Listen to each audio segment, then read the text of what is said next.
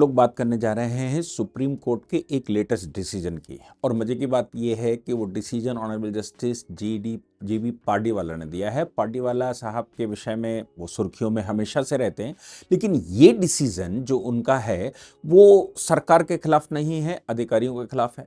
दूसरी बात यह है कि मतलब ये व्यापक तरीके से कॉलोनियल माइंडसेट को उन्होंने इसमें कहा है कि भाई देश में कॉलोनियल माइंडसेट अभी भी है। इस बात से मैं एग्री हूं, क्योंकि हजारों वर्ष तक हमारे ऊपर शासन रहा, उस शासन का परिणाम ये निकला कि हमारे ऊपर कॉलोनियल माइंडसेट है। कॉलोनियल माइंडसेट का मतलब होता है कि अभी भी जो अधिकारी बैठे हुए हैं, जो सरकार बैठती है, उसको लगता है कि वो राजा हैं, बाकी सब प्रजा है।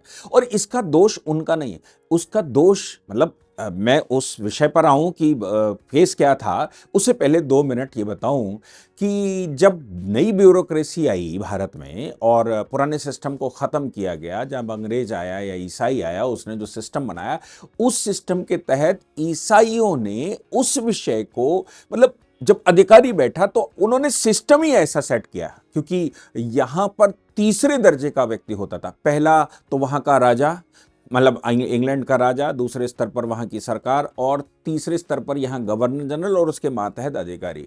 ये अधिकारी और उस अधिकारी के मातहत राजा, राजा से मतलब है जो यहां राजे रजवाड़े और जमींदार बैठ गए थे, ये सब कुछ उनकी मदद कर रहे थे।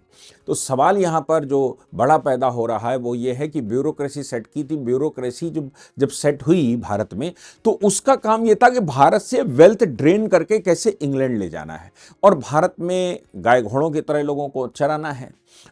और वही मजे की बात यह है कि जब हम आजाद हो गए तो आजादी के बाद, आजादी इसको स्वतंत्र तो नहीं कहना चाहिए, मैं कहूं स्वाधीन हो गए, क्योंकि तंत्र तो हमने बदला ही नहीं।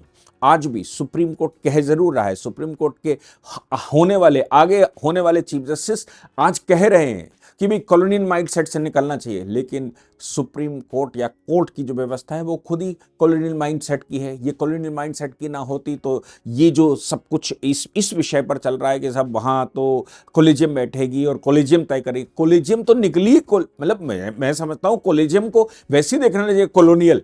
हाँ हाँ, खैर विषय बड़ा गंभीर है, और गंभीर विषय यह है कि जब हमारे देश के अंदर या कोई सरकार किसी को इनवाइट करती है, इंडस्ट्री को इनवाइट करती है, तो चूंकि पिछड़ी हुई सरकारें रहती हैं, देश का तरक्की सामने दिखाई देती है, लोगों को रोजगार देना है ये उद्देश्य होता है, वहाँ इंफ्रास्ट्रक्चर तैयार हो ये उद्देश्य होता है, सरकार का रेवेन्यू बढ़े यानी कि टैक्स बढ़े ये उद्देश्य होता है, और इसके अतिरिक्त उद्देश्य होता है कि वहाँ पर इन्वेस्टमेंट आए। ये बहुत सारे उद्देश्यों से सरकारें काम करती हैं। आपको याद होगा उत्तर प्रदेश सरकार ने अभी विश्व भर में अपनी टीमें भेजी थी कि भाई उत्तर प्रदेश में और इन्वेस्टमेंट करो, और भारत में जो इन्वेस्टर हैं उनके लिए इन्वेस्टर समिटें होती हैं। आपको याद है कि मोदी जी ने सबसे पहले इसको बड़े स्तर पर करना शुरू किया था, और वो बड़े स्तर पर उन्होंने जो किया, तो गुजरात में बहुत सारे इन्वेस्टमेंट गए थे, और गुजरात के इन्वेस्टमेंटों में अगर आपको याद हो, नैनो टाटा नैनो जब बनने जा रही थी बंगाल में, तो फिर ममता बनर्जी उस समय विपक्ष में होती तो उन्होंने हंगामा काट दिया, नैनो वहां से भाग गई। नैनो जब वहां से भागी तो मोदी जी ने लपक ली। मोदी जी ने टाटा से बात करी, रतन टाटा से खुद सीधी बात करी, और सीधी बात करके उन्होंने कहा कि आप आइए हमारे पास लगाइए। वो आप प्रधानमंत्री नरेंद्र मोदी जो मूवी है उसमें भी दिखाई देता है कि वो आए, उन्होंने कहा आपको जो चाहिए सब हम देंगे, फ्री में जमीन देंगे, सब कुछ देंगे। अब ये जो फ्री की जमीन का है, इसको विपक्ष बड़ा उठाता है हमारे यहाँ, ये भी बात सही है। फ्री की जमीन इसलिए दी जाती है, फ्री से मतलब उसको लीज किया जाता है, 1 रुपया 2 रुपया 100 रुपये एकड़ के हिसाब से, क्योंकि सरकार चाहती है कि इन्वेस्टर आए और वहां जमीन पर उसके यहां काम करे। ये सानड में शुरू किया था टाटा नैनो का प्लांट। आप सोचिए कि वो पूरी बेल्ट आज की तारीख में, टाटा नैनो कब लगी थी, आज की तारीख में पूरी बेल्ट डेवलप हो गई। ये दूरदृष्टिता सरकारों की रहती है कि जिसके पास धन है, हमारे पास जमीन है, हम आपको दे रहे हैं, आइए और हमारे यहाँ इन्वेस्टमेंट करिए। अगर कंपनियां, चूंकि कंपनियों के पास बहुत सारी पहले से अपॉर्चुनिटीज होती है, तो कंपनी जब वहां पर जाती है तो इंडस्ट्रियल हब बनता है, लोगों को रोजगार मिलता है, टेक्नोलॉजी ट्रांसफर होती है, और बड़ी कोई ऑटोमोबाइल इंडस्ट्री जैसी इंडस्ट्री जाती है तो मालूम पड़ा कि वहां लाखों कारखाने लग जाते हैं। इससे सरकार को जो रेवेन्यू मिलता है वो जमीन की कीमत उससे बहुत कम हो जाती है। लोगों को जो वहां व्यापार मिलता है, लोगों को जहां रोजगार मिलता है, इससे सरकार की जो इन्वेस्टमेंट है जमीन देने का कि 1 रुपये 2 रुपये रुपए की लीज हम दे देते हैं वो बहुत कम हो जाता है। इसलिए हमारे यहाँ हमारी देश की कंपनियों को तो सरकारों को खुलकर देना चाहिए, भाई आओ और लगाओ और कमाओ, और आप कमाओगे तो हमें भी टैक्स मिलेगा, आपके पास जो लोग काम करेंगे उनको भी मिलेगा, ये विषय। लेकिन ये जो उड़ीसा सरकार ने 1989 या 1990 का विषय है कि उड़ीसा सरकार ने बुलाया और उड़ीसा सरकार ने कंपनी से कहा कि आओ और हमारे यहाँ प्लांट लगाइए, हम आपको सब्सिडी देंगे, हम आपको सब्सिडी में ये जनरेटर एक दे देंगे, हमारी तरफ से गिफ्ट है, और हम आपको ज़मीन भी देंगे, वो अलॉट कर देंगे, और इसके अतिरिक्त उड़ीसा सरकार ने कहा कि हम तुम्हें सब्सिडी के रूप में कैश भी वापस करेंगे अगर इतना इन्वेस्टमेंट करके आते हो। अब एक कंपनी वहां पर, मतलब कई कंपनियां आई होंगी, कंपनी वहां पहुंची, कंपनी के वहां पहुंचने के बाद कंपनी ने वहां अपना सब्सिडी के लिए एप्लीकेशन लगाया, सब जमीन का हिसाब हो गया, उसका इन्वेस्टमेंट का हिसाब हो गया, उसने धन वुन दिखा दिया, सब हो गया। तो फिर कंपनी प्रोडक्शन शुरू करती उससे पहले कंपनी ने क्लेम किया कि भाई हमने इन्वेस्टमेंट कर दिया, प्रोडक्शन हम शुरू करें या कब मशीनें लगाएं उससे पहले आप सब्सिडी बता रहे थे, वो सब्सिडी हमको दो। सरकार ने वो प्रोमिसरी नोट भी दे दिया, मतलब सरकार ने वो सबको चेक किया, अधिकारियों ने वो चेक किया, चेक करने के बाद वो एक नोट दे दिया कि भाई ठीक है, तुम्हारा जो इन्वेस्टमेंट है वो हो गया है, आप प्लांट शुरू करिए, हम आपको सब्सिडी देते हैं, ये प्रोमिसरी नोट है, हम आप क्लेम करेंगे, जैसे ही शुरू करेंगे आप क्लेम करते हैं हम आपको देते हैं। यानी कि इन्वेस्टमेंट से पहले, इन्वेस्टमेंट के प्रॉमिस के बाद पैसा दिखाना और जो भी कार्रवाई उसकी हुई उसमें सरकार ने उसको प्रोमिसरी नोट दे दिया कंपनी को। केस का नाम है IFGL refractories limited versus state of Orissa. IFGL refractories limited versus state of Orissa अभी सुप्रीम कोर्ट ने कल ही डिसाइड किया, और अभी जस्टिस पार्टीवाला ने, जब उनके पास ये केस गया, हाई कोर्ट ने भी डिसाइड कर दिया था, उनके पास केस गया, तो उन्होंने कहा भाई ऐसा मुझे बताइए कि आपने पैसा क्यों नहीं दिया। तो ये पता लगा कि कुछ अधिकारी बीच में इन्वॉल्व हो गए थे और अधिकारियों ने पहले थोड़ा पैसा सैंक्शन कर दिया, एक छोटा अमाउंट सैंक्शन कर दिया, और बाकी ये कह दिया कि भाई बजट नहीं अभी हमारे पास। कंपनी ने इंतजार किया कि बजट आ जाएगा, कंपनी को बजट मिला नहीं, मतलब पैसा मिला नहीं, सरकार ने पैसा दिया नहीं। कंपनी बहुत उनको रिक्वेस्ट करती रही, अधिकारी उस पर कुछ ना कुछ फिर टेक्निकल क्लिंच निकालने लगे, टेक्निकली पानी यहाँ से नहीं निकल रहा, वैसा हो रहा है, ऐसा हो रहा है, जो भी निकाला हो, कुछ टेक्निकल कारण बताने लगे, इसलिए नहीं हो सकता क्योंकि तुम्हारी वो परफेक्ट नहीं बैठता। कंपनी 1989 की बात है, और उस समय कंपनी को, मतलब 1989 में आप समझ सकते हैं कि रुपए की वैल्यू कितनी थी, 11 लाख से ज्यादा रुपया सब्सिडी के रूप में मिलना था। अब सोचिए कि जिस कंपनी ने करोड़ 2 करोड़ रुपए, उस समय करोड़ 2 करोड़ का मतलब आज का बहुत बड़ा इन्वेस्टमेंट हो गया, 11 लाख रुपए सरकार ने कहा था कि हम तुमको देंगे, बाकी तो जो होगा वो हो गई। हाई कोर्ट चले गए, हाई कोर्ट ने डिसाइड कर, सुप्रीम कोर्ट ने कहा कि भाई आपने जब उनको प्रोमिसरी नोट दे दिया था, जब आपने प्रॉमिस दे दिया था, प्रॉमिस कर दिया था, तो आप बैक कैसे हो सकते हैं।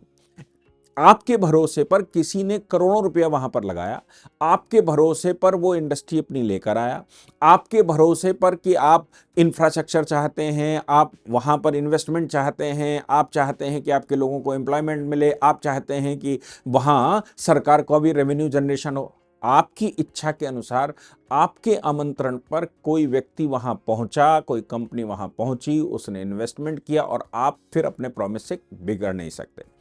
इसके साथ फिर उन्होंने ये कहा, जब देखी फाइल कि भाई उसमें जो नोटिंग थी कि इस वजह से उस वजह से ऐसा वैसा अधिकारियों का खेल उसमें लिखा था, तब उन्होंने कहा कि भारत की ब्यूरोक्रेसी, ये जो पूरा खेल है वो ब्यूरोक्रेसी का है। ब्यूरोक्रेसी को ये समझना चाहिए कि वो कॉलोनियल समय पर नहीं है, वो अंग्रेजी सरकार नहीं बैठी है, वो उस समय की बादशाहत की सरकार नहीं बैठी है। आपको ये समझना चाहिए कि आप देश की सेवा करने के लिए बैठे हुए, चाहे सरकार हो चाहे ब्यूरोक्रेसी हो, ब्यूरोक्रेसी मालिक बनकर ना बैठे।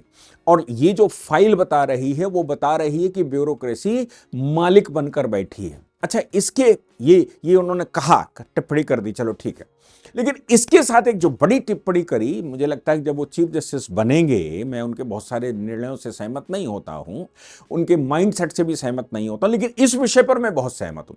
पीछे एक इलीगल इंक्रोचमेंट का उनका डिसीजन आया था, वैसे ही उन्होंने आज फिर कहा कुछ इंक्रोचमेंट का डिसीजन आया था जिसमें उत्तर प्रदेश का मामला था कि भाई उत्तर प्रदेश में कोई स्ट्रक्चर बना लिए गए थे, सरकारी स्ट्रक्चर, बिना अनुमति के सरकारी जमीन कब्जा कर लिया। तो उन्होंने कहा कि भाई उसको स्ट्रक्चर तो गिराओ। इसके साथ ऑनरेबल जस्टिस पार्टीवाला ने यह भी कहा था कि यह पता करो किस अधिकारी के समय पर हुआ था।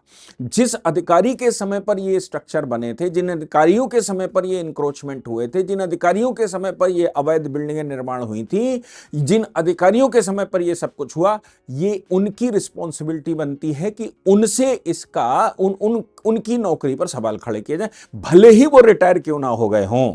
और अगर नुकसान सरकार का होता है तो उनकी सैलरी से, उनकी पेंशन से या उनके फंडों से उसका पैसा कटना चाहिए। ये उन्होंने उस समय कहा था। कुछ अवैध, जहां तक मुझे याद है, वो अवैध मस्जिदों का मामला था, अवैध स्ट्रक्चरों का, या वो मामला था। योगी जी की सरकार थी, योगी जी की सरकार ने उस पर इन्वेस्टिगेशन भी बिठाया था और ये भी मतलब सुप्रीम कोर्ट के आदेश के अनुसार कि पता करो कि आखिर कौन कौन इसमें इन्वॉल्व था और उस समय अधिकारी कौन थे। भाई किसी सरकारी जमीन पर कब्जा हो गया, अधिकारी वहां पर बैठा रहा, उसने बताया नहीं, कोई ना कोई तो होगा म्युनिसिपैलिटी का, चाहे वहां फोरमैन ही क्यों ना हो, कोई ना कोई तो होगा। भाई पूरी भारत भूमि पर ऐसा कोई एक इंच स्थान नहीं है जहां किसी को सौंपी ना गई हो। अगर उसको कोई जमीन सौंपी गई है, मतलब कोई रिस्पॉन्सिबिलिटी सौंपी गई, उसके होते हुए हुआ कैसे? अगर उसके होते हुए हुआ है तो इसका मतलब है कि गलत हुआ है, उसकी रिस्पॉन्सिबिलिटी बनती है, उसकी अकाउंटेबिलिटी बनती। आज भी सुप्रीम कोर्ट ने ऐसा ही डिसीजन दिया।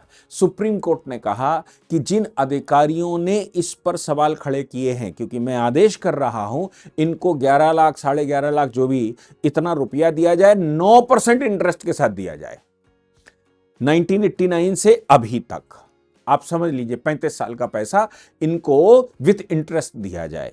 अब 35-36 साल का जो 11 लाख रुपया है, 9% इंटरेस्ट, अब अगर उसको मैं समझता हूं मार्केट के हिसाब से देना चाहिए कि उस समय शेयर मार्केट क्या थी और आज की शेयर मार्केट क्या कह रही, क्योंकि वो व्यापारी है। व्यापारी इंटरेस्ट से नहीं चलता। व्यापारी अगर इंटरेस्ट से ही चलना होता तो व्यापारी अपना पैसा बैंक में जमा करके इंटरेस्ट लेगा, क्यों इन्वेस्टमेंट करेगा? व्यापारी का मतलब है उसकी ग्रोथ की स्पीड ज्यादा होती है, इसलिए शेयर मार्केट उस समय क्या कहता है उसके हिसाब से होना चाहिए। लेकिन जो सुप्रीम कोर्ट की मतलब सुप्रीम कोर्ट ने कहा, सुप्रीम कोर्ट ने उस विषय पर कहा कि भाई देखिए उन अधिकारियों से, क्योंकि ये जो लोड पड़ रहा है ये खजाने पर पड़ रहा है, ये जनता का पैसा है, ये लोगों का पैसा है, ये भारत के नागरिकों का पैसा है, ये उड़ीसा के लोगों का पैसा है। जो पैसा सरकारी खजाने से निकलेगा, जो पेनल्टी सरकारी खजाने से निकलेगी, उसकी भरपाई कौन करेगा भाई? उसकी भरपाई वो अधिकारी करे जिस अधिकारी ने इस पर ये अड़विंगा अटकाया था, जिसने व्यापारी को बुलाकर उसके टेक्निकल क्लिंच बताकर फाइल रोकी थी, जिन लोगों ने इनको परेशान किया था, ये उनके अकाउंट से कटना चाहिए। तब समझ में आएगा कि अधिकारी कॉलोनियल माइंडसेट में ना रहें, अधिकारी भारतीय माइंडसेट में रहें। वो भारत के सेवक हैं, वो भारत में नौकरी करने आए। अब पार्टीवाला साहब को एक चीज और देखनी पड़ेगी फिर इस मैं उनको रिकमेंड, मैं मतलब मेरा जो मन है कि भाई जब लाभासा में पढ़ाई होती है ना एक IAS की, तो उसकी पढ़ाई शुरू करते ही समय उसको बता दिया जाता है कि तुम अधिकारी हो, तुम देश के मालिक हो, सरकार मालिक नहीं है, तुम देश के मालिक हो, तुम्हें देश चलाना।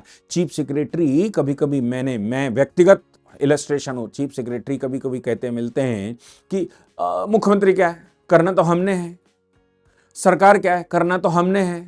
मेरे सामने की बात है जब किसी के मुंह से निकल गया, चीफ सेक्रेटरी राज्य के निकल गया कि नहीं सरकार से क्या होता है, ठीक है सरकार का व्यू है, करना तो हमने है इसलिए हम वो करेंगे। यानी कि उसके माइंड में ये बात बैठी थी कि मैं इस राज्य का मालिक हूं, ये जो मुख्यमंत्री बैठा है, सरकार बैठी, ये क्या, ये तो आए हैं और ये ट्रांसफर पोस्टिंग से ज़्यादा कुछ कर नहीं सकते, बाकी बहुत ज़्यादा सस्पेंड कर लेंगे तो हमारी जमात है, हमारी जमात कर लेगी।